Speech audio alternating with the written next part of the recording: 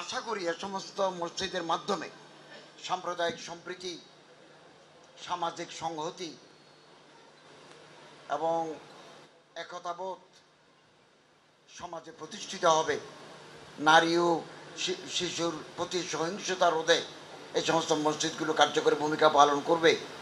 একটা ভ্রাতৃত্বপূর্ণ আবহ তৈরি হবে এই মসজিদের মাধ্যমে এবং সমাজে অপরাধ প্রবণতা হ্রাস পাবে।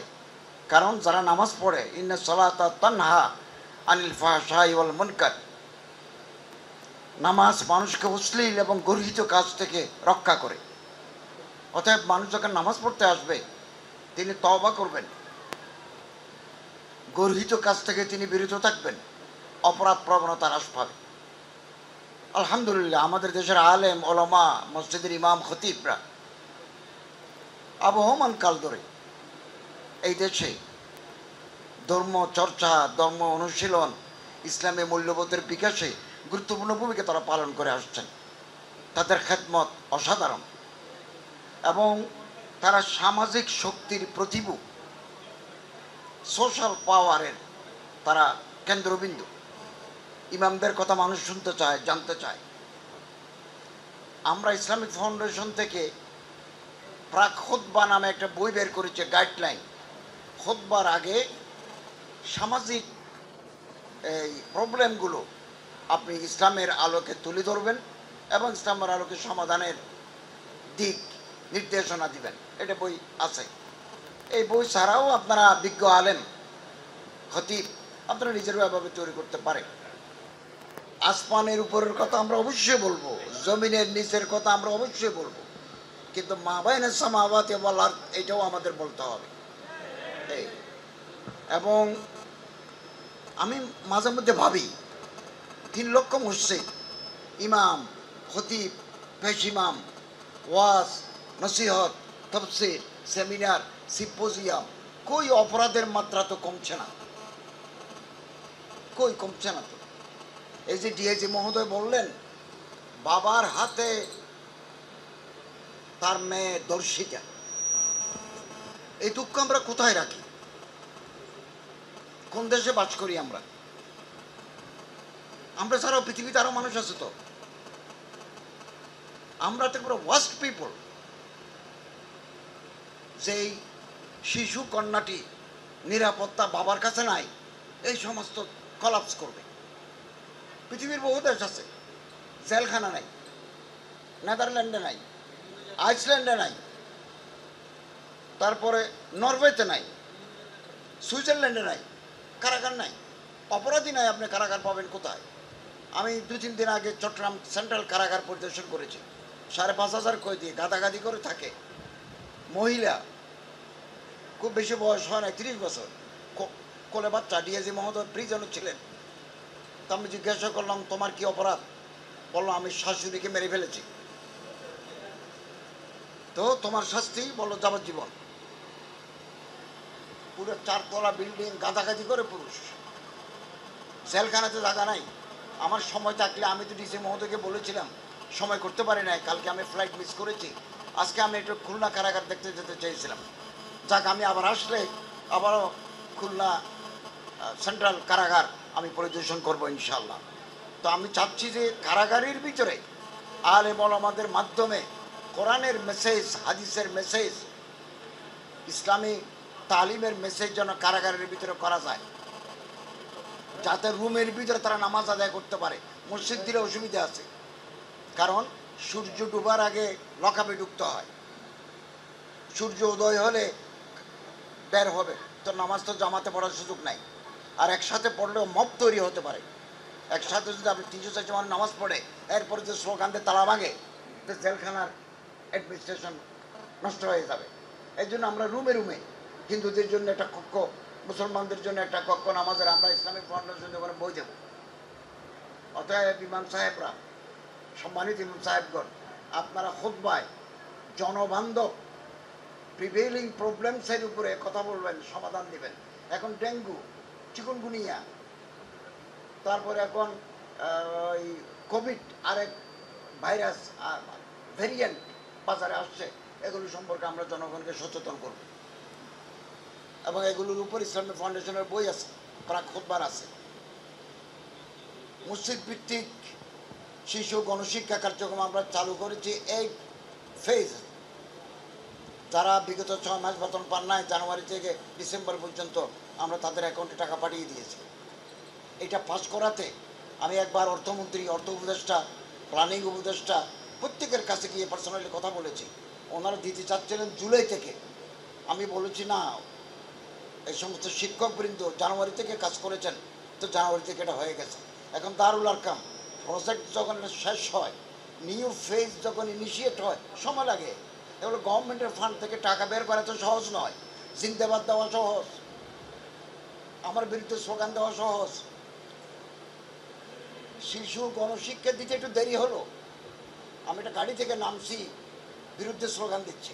টাকা কি আমার বাবার না, টাকা কার? টাকা তো গভর্নমেন্টে। এটা আমাকে আনতে হবে না?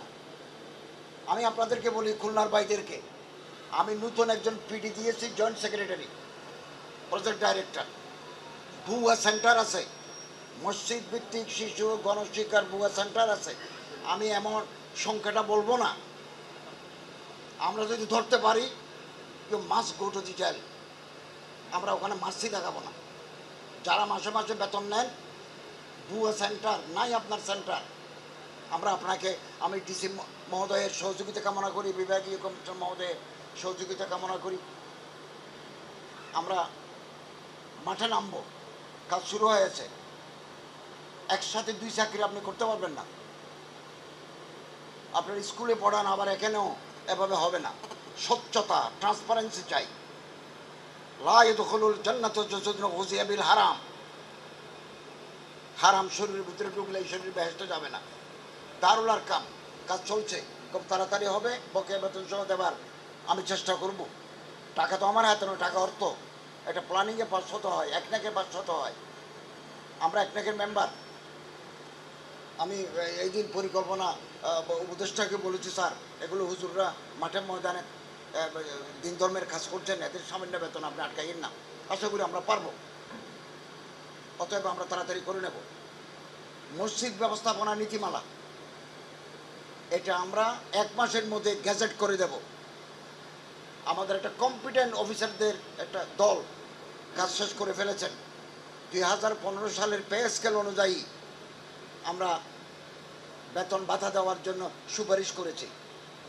সরকারি মসজিদ বেশি নাই, সবগুলো বেসরকারি, স্বায়ত্তশাসিত, অর্ধ স্বায়ত্তশাসিত কর্পোরেট মসজিদ। তো আমরা ওখানে একটা নীতিমালা করছি।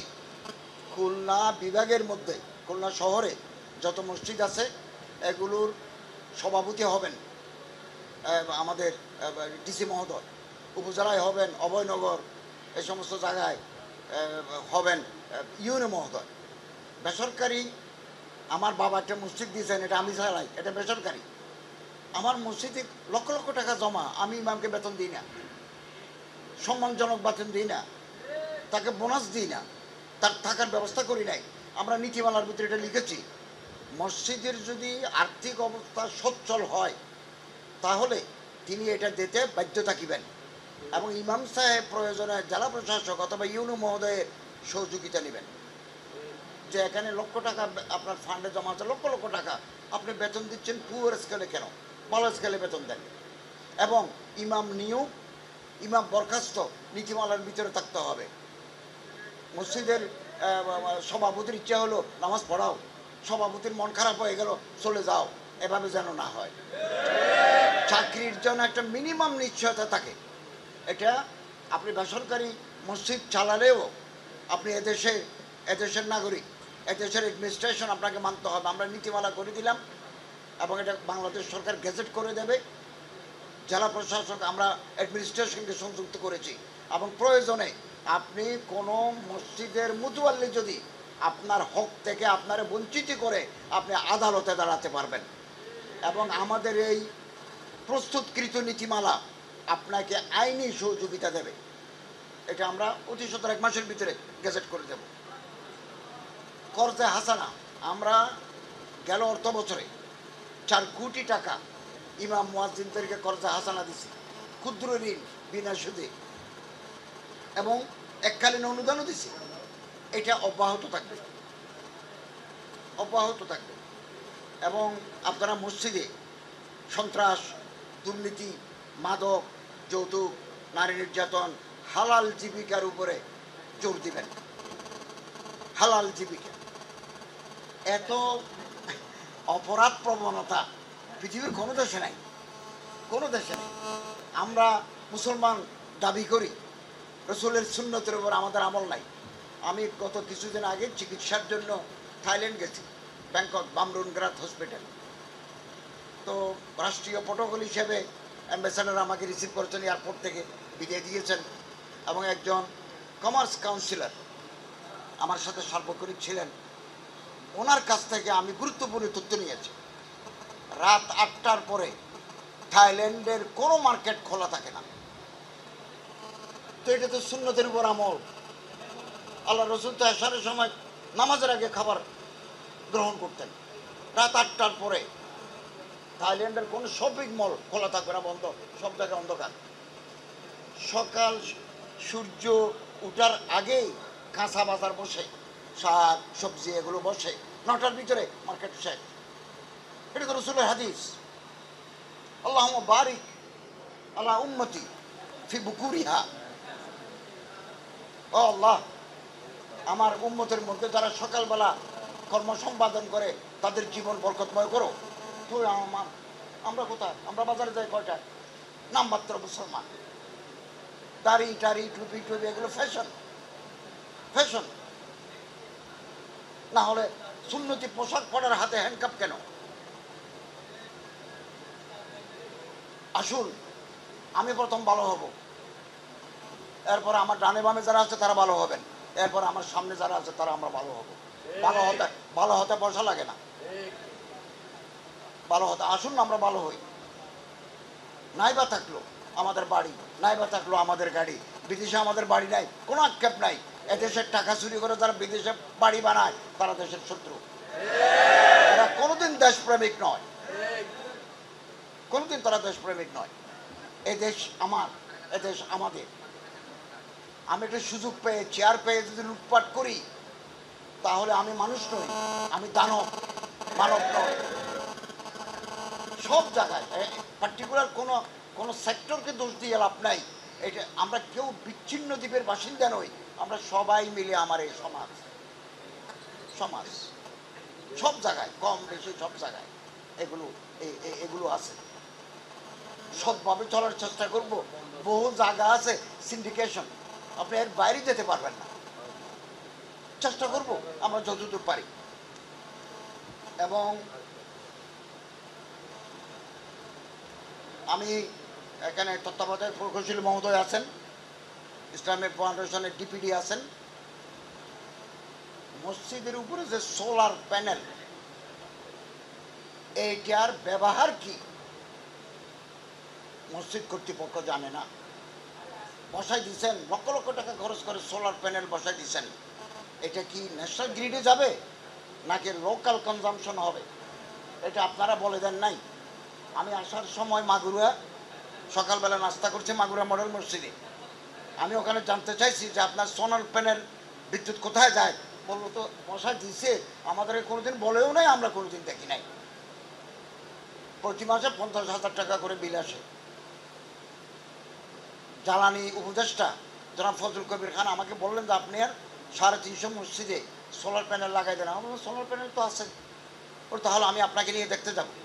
তো আমি যেখানে দেখতে যাব সেখানে সোলার প্যানেল চলবে, আর আমি যেখানে দেখতে যাব না সেখানে চলবে না, এটা হয় না। খুলনা বিভাগের আপনি দায়িত্বশীল, আপনি আমাদেরকে এনশিওর করবেন যে সোলার প্যানেলের বিধি কী, এটাকে লোকাল কনজামশন না টু দি ন্যাশনাল গ্রিড। এটা লক্ষ লক্ষ টাকা খরচ করে আমরা বসাই দিয়েছি। আমি আরও একটা কথা বলি, বড় মসজিদ মুসল্লি হয় 2 কাতার, একসাথে যদি 5 টনে এসিগুলো একসাথে চালাই দিই, এই যে কনজামশন, এটা তো আমরা বহন করতে পারছি না। তো মাঝখানে 2 কাতারের পরে যদি আমি একটা পোর্টেবল এটা করে দিই, এটা বিভিন্ন জায়গায় আছে পোর্টেবল, তাহলে আমি এসি চালাবো 2টা, আমার পিছনের 4টা এসি চলবে না। হ্যাঁ, জুমার দিন আমি খুলে দেবো, এটা বহনযোগ্য পোর্টেবল। এটা করা যায় কিনা, এখানে ডিপিডি মহোদয় আছেন, আমি সহযোগিতা করব, মহাপরিচালক মহোদয় আছেন, আমি সহযোগিতা করব। এবং আমরা সব জায়গায় একটা জবাবদিহিতার আওতায় আমরা আনতে চাচ্ছি, বিধির আওতায়। আলহামদুলিল্লাহ ইসলামিক ফাউন্ডেশন ও শৃঙ্খলা ফিরে আসছে, বিশ্বকোষ বের হচ্ছে, অনুবাদ গ্রন্থ আমরা বিতরণ করেছি, আরও একটা অনুবাদে আমরা হাত দেব, সাহাবা বিশ্বকোষের জন্য আমরা বসবো। আমরা সব জায়গায় একটা শৃঙ্খলা ফিরিয়ে আনার চেষ্টা করছি। খুব যোগ্য, প্রাজ্ঞ, নিবেদিত, ডেডিকেটেড, অনেস্ট অফিসারদেরকে আমরা বসাচ্ছি এবং প্রতিটি অফিসার নিয়োগের ক্ষেত্রে আমি গোয়েন্দাদের রিপোর্ট নিই, গোয়েন্দাদের রিপোর্ট নিই।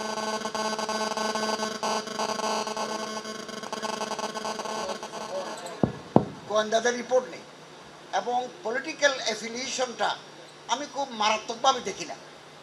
একজন অফিসার তিনি কোনো দলকে পছন্দ করতে পারেন, করুন না, কিন্তু আমি চাইব তার প্রফেশনালিজম, তার ডেডিকেশন, তার নিষ্ঠা, কর্মদক্ষতা, ঘুষখান না, এই যোগ্যতা আমি দেখব। আপনি দাঁড়িয়ে লম্বা দিন নামাজ পড়ে ঘুষের জন্য হা করে বসে থাকে, আমি তার দিয়ে কী করব? আমি ডিজে মহোদয়কে নিয়োগের আগে 3টে এজেন্সির কাছ থেকে রিপোর্ট নিয়েছি, এমনি নাই, এখনও নিচ্ছি। এবং আমারও গোয়েন্দা রিপোর্ট আছে চিফ অ্যাডভাইজার মহোদয়ের কাছে, আমি কোথায় যাই, কোথায় খাই, কি করি না করি, গোয়েন্দা কেউ আমরা জবাবদিহির ঊর্ধ্বে নই, অ্যাকাউন্টেবিলিটির ঊর্ধ্বে নই। আবার এরপর আল্লাহ আছে সতর্কনা রব্বাকুম ফয়সালাকুম মিন আমালিকুম। আপনাদের আন্তরিক অভিনন্দন জানাচ্ছি। আলেম ওলামারা সমাজের সম্পদ, আপনারা টাকার জন্য নয়, ইলমে দ্বীনের জন্য উলুমুল ওয়াহির প্রসারক হিসেবে আপনারা কৃতিত্বের পরিচয় দিয়েছেন। আলেম ওলামা আইমায়ে মাসাজিদ, আপনাদেরকে সম্মানিত করার জন্য আমাদের পক্ষে যতটুকু করা সম্ভব, আমি অর্থ সচিবের সাথে একটু আলাপও করেছি যে সব 3 লক্ষ মসজিদ পারবো না, 5% মসজিদের ইমামদেরকে কিছু করা যায় কিনা বা 10% করা যায় কিনা। আমাদের তো টাকা নাই, আমরা যখন দায়িত্ব নিই $20 বিলিয়ন আমাদের রিজার্ভে ছিল, এখন $30 বিলিয়ন আমাদের রিজার্ভে আছে। আমরা এটাকে আস্তে আস্তে উন্নত করছি। আমাদের ভিতরে সহিষ্ণুতার অভাব, পরমত সহিষ্ণুতার অভাব। সিলেটে চা দিতে দেরি হইলেও আমরা ওই চাওয়ালাকে পিটিয়ে মেরে ফেললাম, চাঁদা দিতে দেরি হইলেও পাথর মেরে মেরে ফেললাম। এইরকম উচ্ছৃঙ্খল আইন হাতে নেওয়ার, মব জাস্টিস, ইমামদেরকে মব জাস্টিসের বিরুদ্ধে কথা বলতে হবে। ও আলেমরা ফতোয়া দিবেন, বিচার করবেন আদালত, শাস্তি কার্যকর করবেন প্রশাসন। ইমামরা কেউ জানা করছে পাথর মারার অর্ডার ইমাম দিতে পারেন না, এটা অনেকের জানা নাই, মশালা জানা নাই। কেউ যদি সমাজে অপরাধ করে, বেবিচারের সাথে লিপ্ত হয়, তাহলে একটা কোর্ট আছে, আদালত আছে, আপনি ফতোয়া দিবেন, এটা গুনাহ। ধরে নিয়ে আসবে পুলিশ, বিচার করবে আদালত, আদালতের রায়টা এক্সিকিউট করবে অ্যাডমিনিস্ট্রেশন, তারা পাবে। ইমাম করলে তিনি ফৌজদারি অপরাধী হয়ে জেলে যাবেন। You have no power to execute Islamic law and jurisprudence, আপনি পারেন না, you have no power, you have no authority at all. ফতোয়া দেব, ফতোয়া ওপেন। আল্লাহ তাআলা আমি আজকের এই কথার মাধ্যমে আজকের এই মেট্রোপলিটন মডেল মসজিদের উদ্বোধন ঘোষণা করলাম এবং আল্লাহ তাআলা আমাদেরকে তৌফিক দান করুন।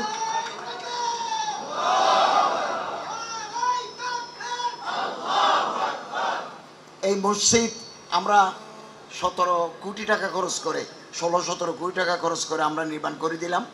এই মসজিদকে আবাদ রাখার দায়িত্ব খুলনাবাসী। আপনারা এই মসজিদকে আবাদ রাখবেন, এখানে আপনারা ইসলামিক সেমিনার, সিম্পোজিয়াম করতে পারবেন, এসি রুম আছে। কোনো মেহমান যদি খুলনাতে আসে, সরকারি আসলে তো সার্কিট হাউসে থাকে, কোনো আলেম ওলামা দরবেশ আসলে আমরা এই কমপ্লেক্সের ভিতরে একটা গেস্ট রুমও রাখছি। লাশ কোনো মানুষ মারা গেলে টেবিলের উপর রেখে, পাথরের টেবিলের উপর রেখে পানি দিই, শরীয়ত সম্মতভাবে মাইয়াতের গোসলের ব্যবস্থাও এখানে আছে। এটা মাল্টিপারপাস একটা স্কিম। আর বাইরের দৃশ্য কত সুন্দর, নান্দনিক আর্কিটেকচারাল ফিচার্স এখানে আছে। বাংলাদেশে মডেল মসজিদের মতো এত মাল্টিপারপাস ওয়ার্ক অন্য কোনো মসজিদে নাই। এটা আমাদের জন্য বিরাট সৌভাগ্য। আল্লাহ তাআলা আমাদেরকে তৌফিক দান করুন, আমিন। সবাইকে ধন্যবাদ জানিয়ে শেষ করছি। ওয়া আখিরু দাওয়ানা আলহামদুলিল্লাহি রাব্বিল আলামিন।